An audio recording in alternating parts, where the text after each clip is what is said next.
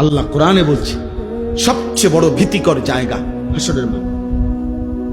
হাসরের মাঠ, হাসরের মাঠ। ১.৫ লক্ষ আম্বিয়া দিন রাত কেঁদেছেন হাসরের মাঠের ভয়ে।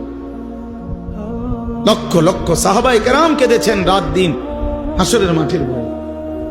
সারা পৃথিবীর সমস্ত আউলিয়ায়ে কেরাম দিনে রাতে চোখের পানি ফেলে কাঁদছেন। কি কারণে? যে নামাজ ফিরে ভুল করছে এই কারণে কান্দে নাকি? রোজা রেখে অপরাধ করছে এই জন্য কাঁদছে? হাসরের মাঠের ভয়ে কাঁদছে। নাহলে কান্দে কেন ওনারা? উনি তো নামাজ পড়ছেই, উনি কান্দবো কিত্ত তাহলে? উনি তো রোজা রাখছেই, উনি কান্দে কা? উনি তো দান সৎকা করছেই। কথা বোঝেন নাই আমার? উনি কাঁদে কেন? কাঁদে হাসরের মাঠের ভয়ে।